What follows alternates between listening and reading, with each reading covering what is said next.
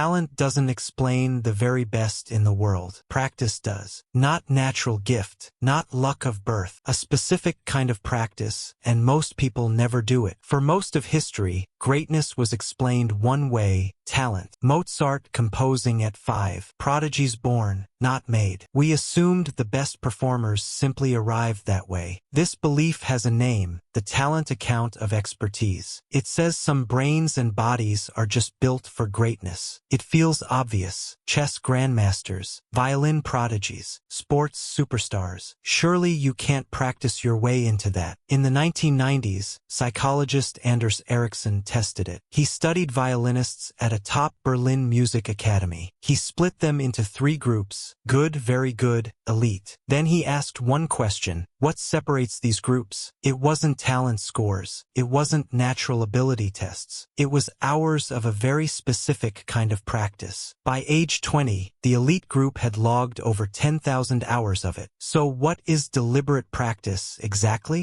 Not just doing the thing over and over. That's naive practice, and it barely improves you. Deliberate practice is a specific structure with 4 required parts. First, a clear, specific goal. Fix this one weakness. Second, immediate feedback. You need to know the moment you're wrong. Third, full focus, at the edge of your current ability. Fourth, repetition with correction, not repetition alone. Miss any one of these, and it stops being deliberate practice. This is why casual hobbyists can play for decades and barely improve. They're repeating comfort, not correcting error. Ericsson's violin study proved the difference wasn't hours in general. It was hours of this specific, uncomfortable kind of practice. The elite group also practiced alone more. Solo practice is where you can target your exact weak points. Group rehearsal is too general to fix an individual flaw. Let's look at where this pattern first got noticed: chess. In 1946, psychologist Adrian de Groot studied chess grandmasters. He showed them real positions for a few seconds. Grandmasters could reconstruct the board almost perfectly from memory. It looked like photographic memory. It wasn't. In 1973, researchers Chase and Simon tested this further. They showed masters random, meaningless arrangements instead. The grandmasters' recall dropped to the same level as beginners. Their memory wasn't general. It was pattern memory. Years of study had built thousands of stored patterns. Novices saw individual pieces. Masters saw whole meaningful chunks. This is called a mental representation, a practiced way of seeing. Deliberate practice doesn't just build skill. It builds better perception. Here's a famous number that gets misunderstood: 10,000 hours. Malcolm Gladwell popularized it in his book Outliers, citing Ericsson's study. The claim spread as, practice 10,000 hours, become a master. Ericsson himself pushed back on that framing. 10,000 was just the average for one group in one domain. Some elite performers needed far more. Some needed less. The real finding was never the number. It was the type. Naive hours don't stack into mastery. Deliberate hours do. So does that mean talent means nothing at all? Not exactly. The honest answer is more nuanced than either extreme. Some physical traits set real limits practice can't override. Height in basketball, limb length in swimming, real physical constraints. Within those constraints, performance is overwhelmingly built, not born. Even gifted prodigies show a hidden pattern once you look closer. Mozart's father was a music teacher who trained him from 3. By the time Mozart was famous, he'd logged years of coaching. The natural prodigy story usually hides an early, intense practice history. This matters because the talent myth has a hidden cost. If ability feels fixed, effort feels like proof you lack it. That belief alone can stop people before they ever start. The science says the opposite. Struggle is the mechanism of skill. One more ingredient this research keeps surfacing: coaching. Almost no elite performer designs their practice alone. A coach spots the exact error you can't see in yourself alone. That's why feedback improves fastest with outside eyes. Without feedback, you can practice the wrong thing for years. This is also why deliberate practice feels uncomfortable, entirely by design. You're always working just past what you can currently do. That zone has a name: the edge of your ability. Too easy, you're coasting. Too hard, you're overwhelmed. The right zone is uncomfortable but achievable every session. That discomfort isn't a sign you're doing it wrong. It's the signal that you're doing it exactly right. So how do you actually practice deliberately starting this week? First, pick one specific weakness, not a vague goal. Not get better at guitar. Fix this one chord transition. Second, build in immediate feedback. Record yourself. Use a coach. Use a tool that flags errors. Without feedback, you're just repeating whatever you already do. Third, practice at the edge of your ability, not comfort. If a session feels easy, raise the difficulty. Fourth, keep sessions short and fully focused. It can't be done on autopilot. It demands full attention. Most people can only sustain true focus for about an hour. Fifth, get outside eyes on your work regularly. A coach, mentor, or knowledgeable friend catches what you can't. Sixth, track specific errors, not just time spent. I practiced an hour tells you nothing about improvement. I fixed this one mistake tells you everything. Here's a simple weekly structure to apply all of this correctly. Pick one weak point. Design one drill that isolates it. Practice that drill in short, fully focused sessions. Get feedback before moving to the next weak point. Rotate to a new weak point once the last improves. This is slower than general, unfocused practice. It's also far more effective. It won't always feel like progress. Struggle rarely does. This is what separates decades of practice from real mastery. Most people plateau because they stopped correcting, started repeating. Deliberate practice never lets you settle into that plateau. It keeps moving the edge, one weak point at a time. None of this requires being gifted. It requires this structure. So back to the original claim, talent is a myth. That's not quite right, and now you know why. Genetics sets some constraints. Practice decides almost everything else. The people who look naturally gifted usually just started their practice earlier, or they had better feedback, better coaching sooner. That's not magic. That's a structural advantage, and it's learnable. This connects directly back to what you learned in the neuroplasticity video. Deliberate practice is neuroplasticity, applied on purpose. Every corrected error is a synapse strengthening exactly right. Every focused session at the edge of your ability builds new wiring. This is the actual mechanism behind practice makes progress. Not motivation, not talent, a specific, repeatable structure. So if you've been waiting to feel talented before starting, that feeling was never the requirement. The structure was always available to you, starting today. One weak point, immediate feedback, full focus, repeat with correction. That's the entire method behind every natural you've admired. Next in this series, what happens when the wrong kind of praise interferes with this? Because how people respond to effort shapes whether you keep going. Go watch that one next, right after this. Talent isn't the myth of not having something. It's the myth that anything was ever required in the first place. You already have the only ingredient that matters, willingness to correct.